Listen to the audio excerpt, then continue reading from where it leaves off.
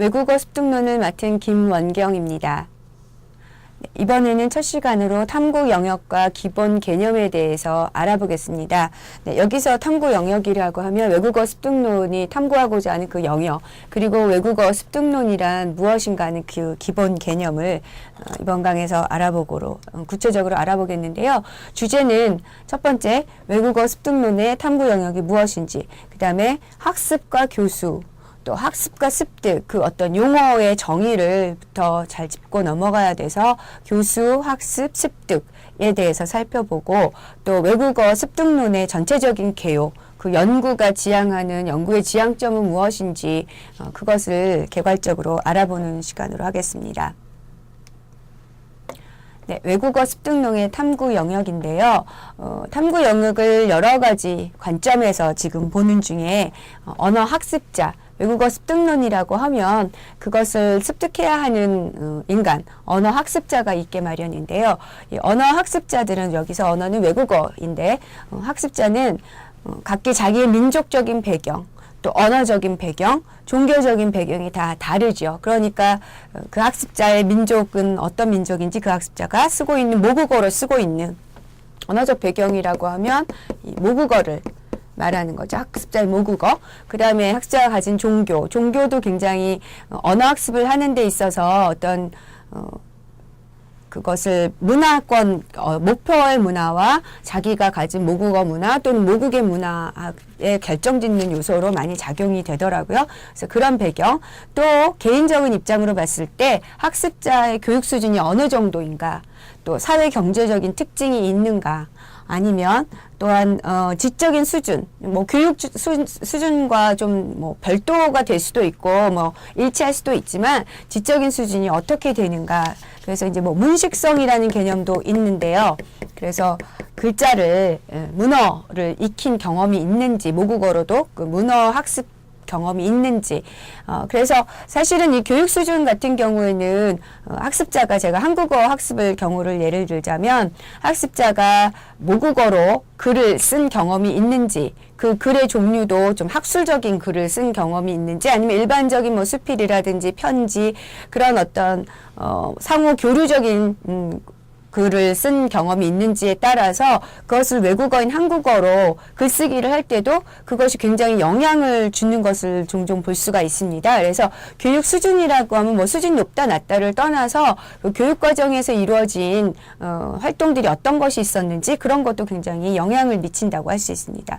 그리고 교육에 영향을 미칠 수 있는 어떤 인생 경험이 어느 정도 풍부한가. 그래서 어린 학습자들, 그래서 뭐 청소년기의 학습자들이 언어를 배우는 것과 그 다음에 뭐 결혼을 앞둔 사람들이 배우는 것과 예문을 드는 것도 다르고요. 또 이해를 하는 그런 어떤 언어의 사용폭이랄까 범위에서도 이게 학습될 때에도 영향을 주는 것 같습니다.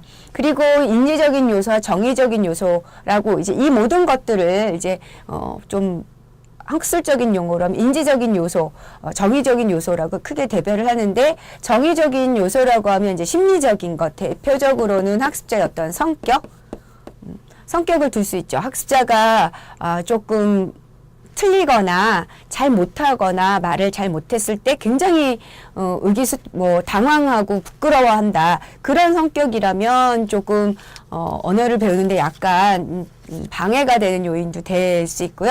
뭐 조금 털털한 소위 성격이라고 하나요? 뭐 그런 경우에는 그렇게 새로운 낯선 언어를 초기 학습 단계에서 그렇게 힘들어하지 않고 모국어, 그러니까 목표 언어 화자들한테 부딪혀서 나가서 의사소통을 할 때도 그냥 그렇게 넘기는 그런 어떤 성격적인 것, 단순히 외향적이다, 그 사람이 내향적이다, 그런 것을 조금 떠난 그런 문제인 것 같습니다. 그래서 이거는 차후에 좀 더 자세히 정의적인 요인에 대해서는 알아볼 거고요. 인지적인 요소라 그러면 여러분이 쉽게 알 수 있는 어떤 지적인 능력, 이것을 가장 중요한 큰 요인이라고 볼 수 있습니다. 그래서 뭐 당연히 지적인 능력, 수용할 수 있는 능력이 높은 학습자의 경우에는 언어를 배울 때 조금 더 빨리 속도감에 있어서 그리고 조금 더 명확하게 배우는 거에 초점을 두겠죠. 그렇지만 이런 것들이 모두 복합적으로 하는 거지 뭐 꼭 직접적인 능력이 높다고 해서 언어 학습을 잘한다 이렇게 일반화하는 것은 굉장히 위험한 일이라고 생각이 됩니다. 그래서 이런 언어 학습자는 여기서는 이제 언어의 학습자의 입장에서만 탐구 영역을 지금 이제 예를 들었는데 이러한 모든 것들이 말하자면 언어를 교수하는 가르치는 교사에게도 영향을 미칠 수가 있습니다. 예를 들면 문화권이 다른 학습자들이 있는데 성격도 굉장히 다르고 그래서 어떤 학습자는 굉장히 정확하게 모든 문법, 모든 어휘가 굉장히 정확하게 논리적으로 이해가 되어야지만 그것을 단계를 지나가서 그 다음 단계로 진전을 할 수 있는 학습자가 있고 어떤 학습자는 언어가 이렇게도 쓰고 이렇게도 써요 라고 말했을 때 그것을 그냥 뭐 그렇게 굳이 따지지 않아도 넘어가는 학습자가 있는데 그렇게 학습자의 유형이라든지 어떤 인지적인 것, 정의적인 것 그런 배경에 따라서 교사는 자신의 그 교수 학습 그 교재 내용 가르쳐야 할 어떤 그 교과목이 아니죠. 언어의 내용 부분에 있어서 전달하는 방식, 교수 방법을 선택하는 거에 있어서 학습자가 그렇게 유형이 다르다면 학습자에 맞춰서 그 교수법을 조금 달리해야 될 것이며 또 교실 상황이라는 어떤 제한된 환경에서 그렇게 너무 다른 학습자들이 있으면 그것을 전체적으로 하나로 묶어서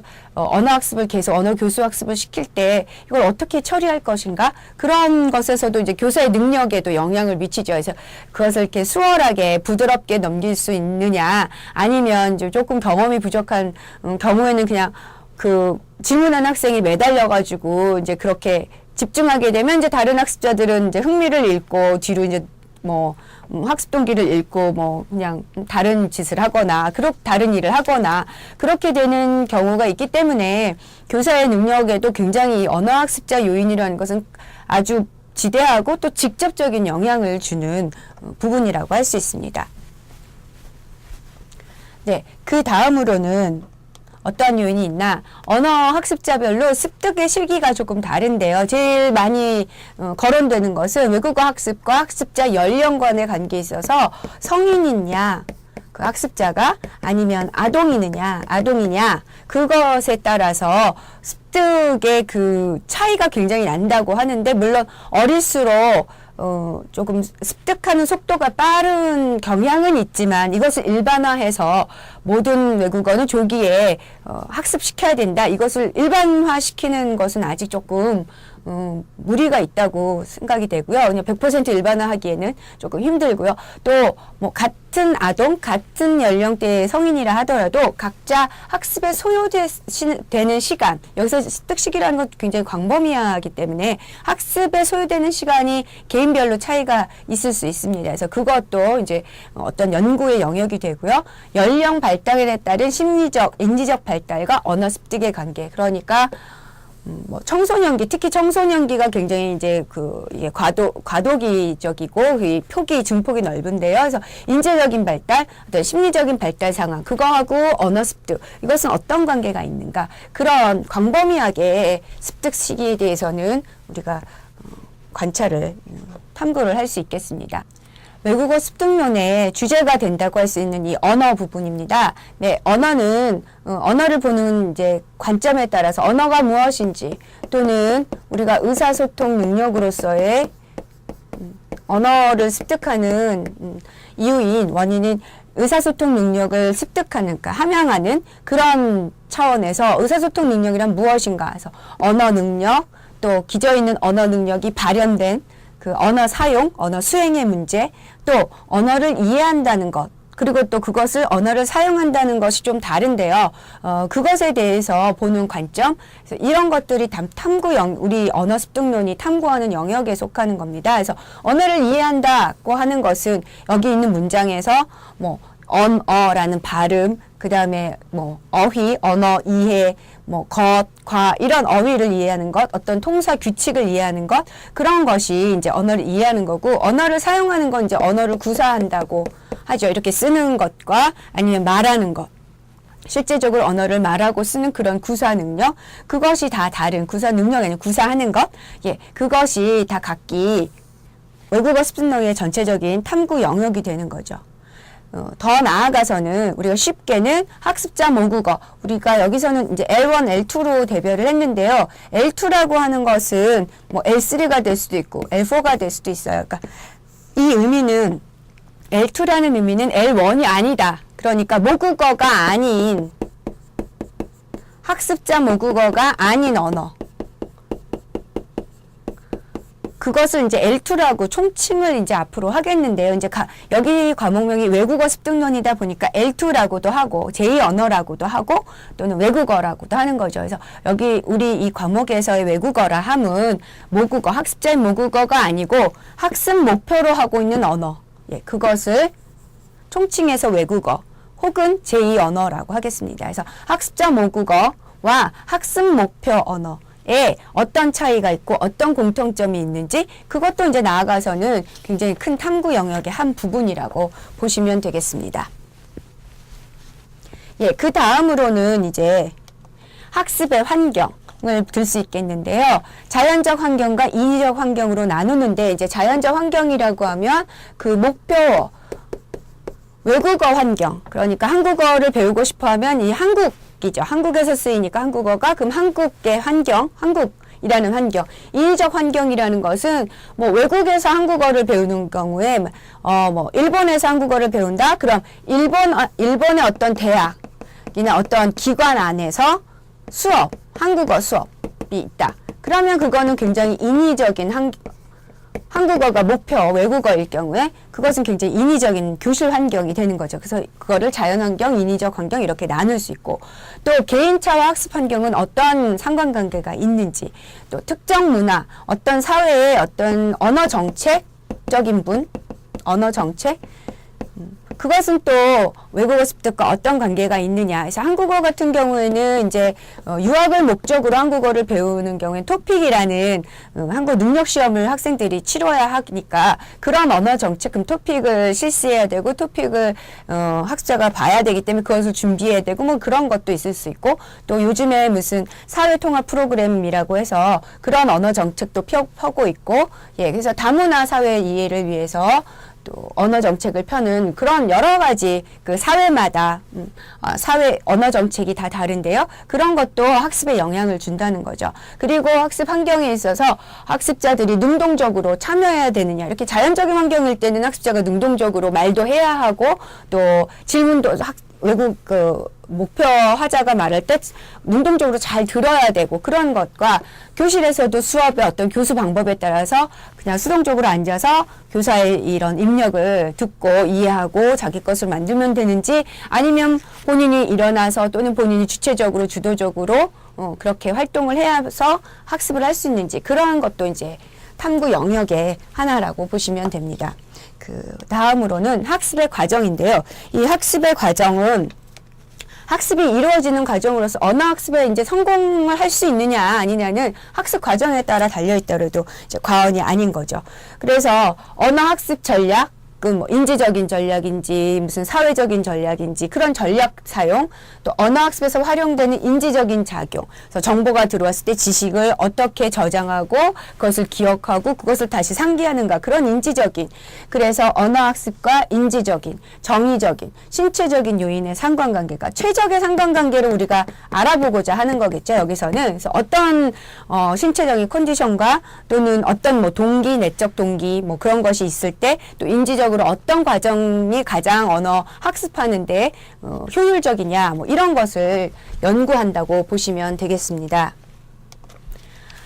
그래서 이제 언어학습의 탐구 영역은 대별을 해봤고요. 학습과 교수는 그러면 어떤 것인가에 대해서 언어학습이라기보다 이제 학습에 대한 일반적인 정의는 연구나 경험, 지도 그런 것에 대해서 의해서 주제, 기능에 대한 지식을 습득하거나 소유하는 것. 소유한다 하면 이것은 이제 기억한다는 얘기죠. 그래서 기억하게 되고 그렇게 됨으로써 행동 성향이 항구적인 변화가 학습을 통해서 행동의 변화가 있어야 되는 거죠. 그래서 경험에 의해 야기된 한 개인의 변화인데 이 변화는 주로 항구적이게 되고, 연습이 이제 강화된 연습의 결과가, 연습을 뭐 한 번 한다고 학습되는 건 아니니까 강화된 연습의 결과가 학습이다, 이렇게 봅니다.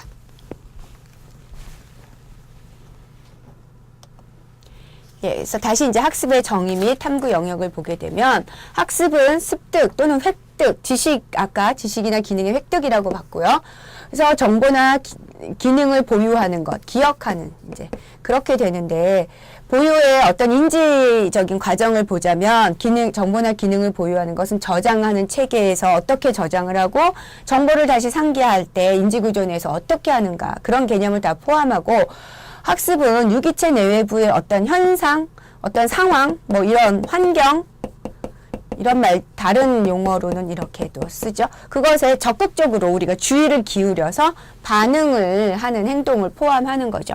반응이 있어야 이제 학습되면 그것을 뭐 발화한다든지 아니면 쓴다든지 하는 그런 행동을 포함하고, 학습의 결과는 항구적으로 지속되기도 하고 손실되기도 합니다. 잊어버리기도 하잖아요. 예. 그런데 이제 보통은 지속되는 거를, 그래서 지속되어서 행동의 변화를 일으키는 것인데, 주로 학습은 연습 과정을 포함하는 것까지, 그것을 이제 학습으로 본다는 의미입니다. 그래서 이것을, 학습에 대한 개념을 이제 외국어 학습에서도 적용하는 거죠. 그럼 교수란 무엇인가? 학습과 교수라고 하는데, 교수는 지식을 제공하거나 이해시켜서 어떤 일을 하는 방법을 보여줄 수도 있고, 그것을 도와줄 수도 있습니다. 그러니까 이것은 사실 그러니까 학습을 가능하도록 하는 거죠. 도와주거나 보여주니까. 그래서 학습을 이끌어서 용이하게 쉽게 해주고 촉진시키는 행위입니다. 이렇기 때문에 교수하고 학습은 교수학습 이렇게 항상 같이 나오니까 근본 원리가 이제 일맥상통하는 거죠.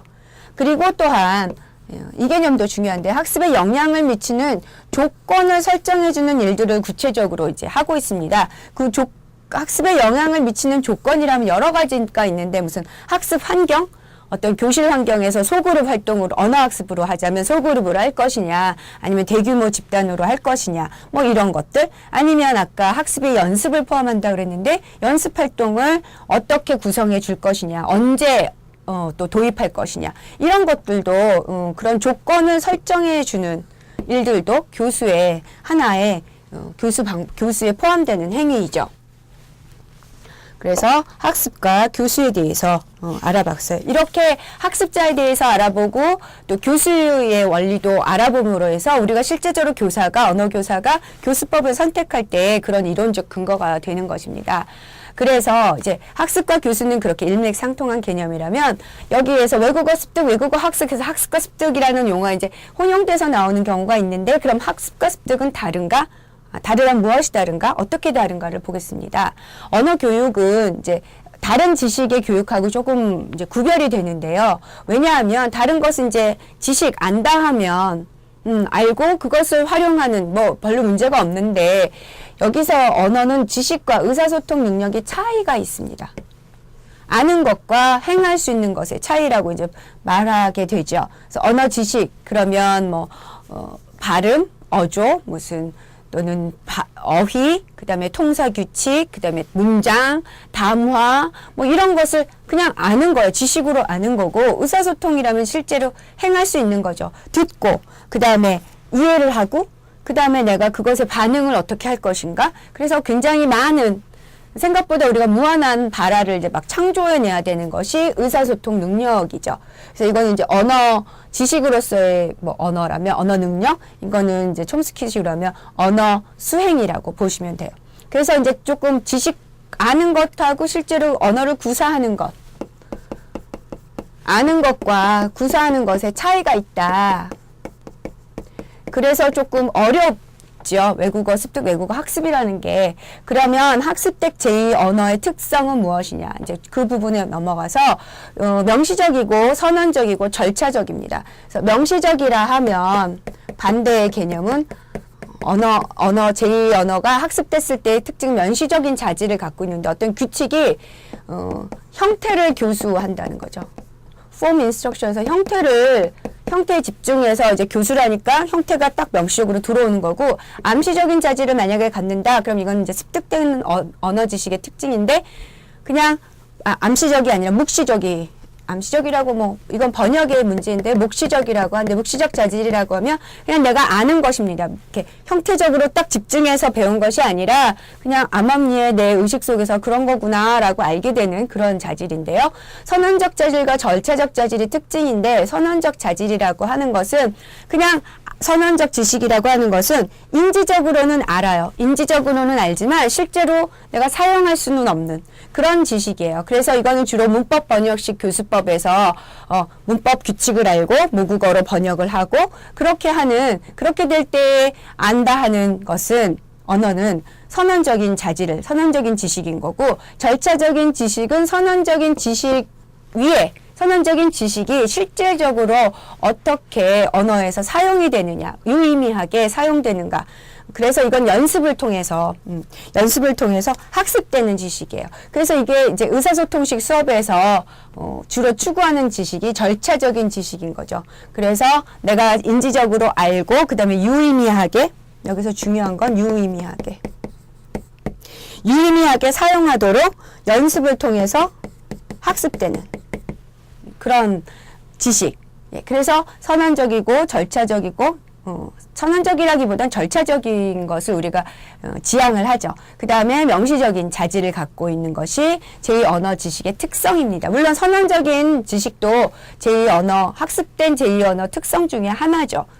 물론 지향점은 절차적인 지식을 추구하지만, 그래서 학습 과정의 특징은 무엇이 있느냐? 학습자가 의식적으로 주의를 기울이고, 그러니까 교수 학습도 의도적이에요. 그러니까 자연 환경이라기보다는 좀 인공적인 환경, 교실 환경 같은 그런 환경이 되겠죠.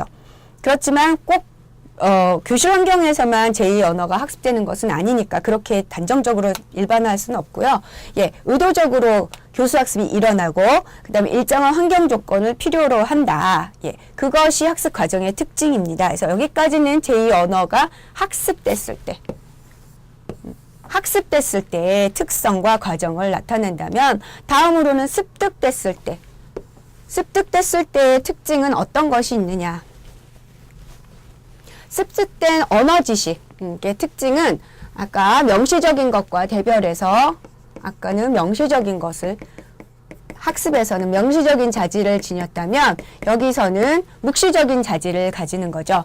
그래서 뭐 형태를 의식적으로 교수하는 그런 것은 일어나지 않고, 그 다음에 목표 자연 환경입니다. 그러니까 한국어를 배우는 학습자는 한국어가 쓰이는 그 환경에서 선언적인 지식, 연습되지 않잖아요. 그런 자연환경에서는 자연스럽게 많이 듣고, 뭐 드라마도 보고 일상생활에서 뭐 가게 아주머니나 뭐 택시 아저씨가 하는 말을 듣고 우리가 이렇게 하는가 보다, 이럴 때 이런 말을 쓰나, 이렇게 알게 되는 지식이 선언적인 지식이에요.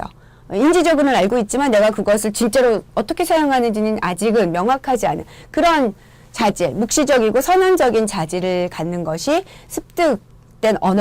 습득된 지식의 특징이고요. 그런 습득 과정에서는 의식적으로 주의를 기울이지는 않습니다. 그 습득 과정 자체는 의도성과 관계가 없는 지식을 획득을 해요. 지식 많이 들어서 아는 거지, 그걸 의도해가지고 내가 배워야지, 뭐 이 말은 이렇게 배워야지, 이런 것은 아니라는 거죠.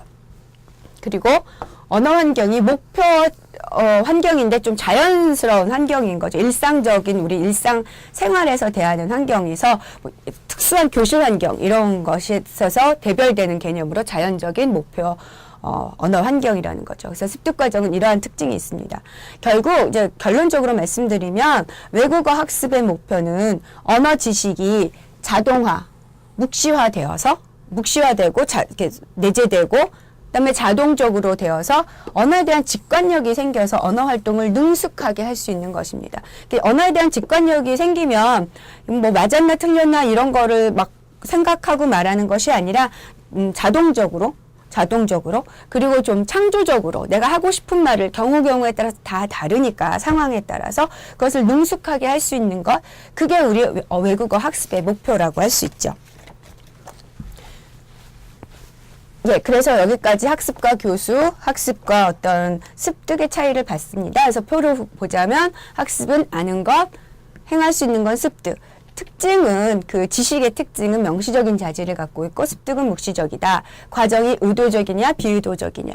그리고 재현할 때는 학습된 것은 연습을 통해서 연습도 학습의 과정이니까 의도적으로 재현이 가능하지만 습득된 것은 의도적으로 이렇게 재현하는 건 조금 힘들고 환경이 어떤 일정 환경, 조건이 돼야 되지만 이거는 자연적인 목표 사회 환경에서 지식은 언어를 습득한다. 그래서 학습과 습득을 비교하자면 이렇게 간단하게 할 수 있고요. 그러면 그런 두 지식 간의 관계는 어떠냐? 실제적으로 학습과 습득된 지식은 구분이 명확한가? 또 학습된 게 습득된 지식으로, 거꾸로 습득된 지식이 학습할 수 있는 지식으로 바꿀 수 있는가? 이런 의문점들을 가지고 우리가 크게는 이런 의문점들의 대답을 찾는 과정이 외국어 습득론의 탐구 영역이라고 볼 수 있겠죠. 그래서 이제 개요는 전체적으로 그 지향성을 보자면 습득 원리에 대한 보편성에 대해서 우리가 설명을 하고자 하고 그 요인으로는 이런 요인들이 있겠죠. 환경적인 요인이 어떤 요인이 영향을 미치는지, 학습자의 나이, 학습자의 습득 정도, 숙달 수준에 있어서 다양한 것은 왜 그러는지, 또 학습자의 인지적, 심리적 요인들이 어떻게 서로 상호작용하고 얼마만큼 영향을 주는지 그런 것에 대한 설명을 하는 게 이제 연구의 지향성입니다. 그런데 이제 외국어 습득론 하면 습득만이 아니라 무의식적인 습득 외에도 이거 플러스 의도적으로 그러니까 언어 형태에 이게 중점을 둬서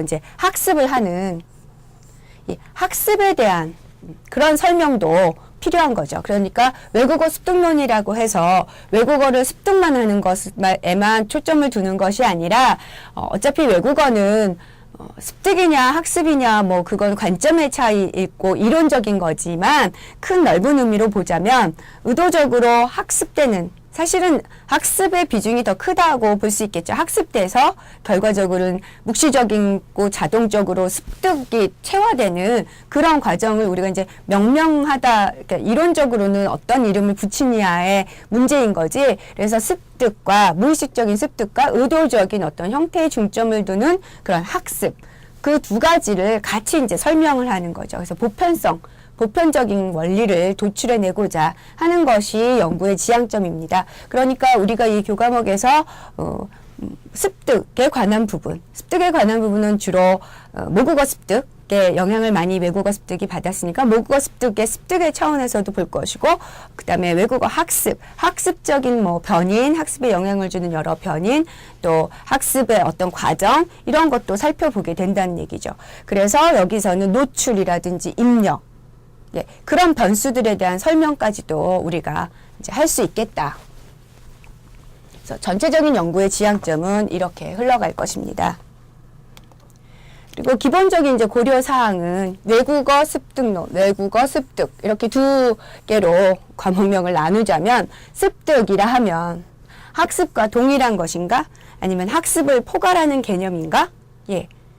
그것에 대해서 우리가 살펴야 될 것이고, 두 번째 앞에 부분 외국어라는 부분에 대해서는 외국어의 정의는 무엇인가? 제가 잠깐 말씀드렸는데 외국어라 하면 제2언어, 그러니까 제2언어 혹은 외국어라고 하는데, 이 제2언어라는 것은 제3언어도 될 수 있고 제4언어도 될 수 있다. 그 말은 제2언어는 제1언어가 아니다. 그 의미의 제2라는 숫자를 쓴다는 말씀이에요. 그래서 제1언어가 아닌 다른 언어, 모국어가 아닌 다른 언어, 학습하고자 하는 언어를 외국어라고 이제 총칭하겠다는 말씀입니다. 그래서 외국어 습득론 하면 습득과 학습, 외국어가 무엇인지, 그거 두 부분을 이제 조금 명확히 개념을 잡고요. 그래서 외국어 습득은 모국어 이외의 다른 언어, 외국어 를 학습하는 것. 그래서 학습의 의미를 습득까지를 포괄하는 조금 큰 총체적인 개념으로 보아서 그것을 외국어 습득이라고 보고 외국어 습득론이라고 하면 이 이론이라고 하면 외국어의 습득 과정을 관찰하고 그러니까 외국어 습득론이기 때문에 물론 외국어도 언어도 중요하지만 습득 과정이 중요하죠. 과정이 실제적으로 어떻게 이루어지는지 그것을 관찰해서 그 과정에 영향을 주는 요인들이 굉장히 많은데 뭐 학습자 요인도 있을 수 있고 학습자 요인에서도 뭐 성격 뭐 또는 지능 여러 가지 또 정의적인 거, 동기 뭐 이런 것도 있고 학습의 유형도 있고 뭐 환경의 요인도 있을 수 있을 것이고 그 외 환경도 사회 문화적인 환경 여러 가지 뭐 언어 정책적인 면도 있을 수 있고 그런 또 학습자의 나이 뭐 이런 많은 요인들을 탐구하여 습득 현상을 전체적으로 설명하는 것 그것이 바로 외국어 습득론이라고 보시면 되겠습니다.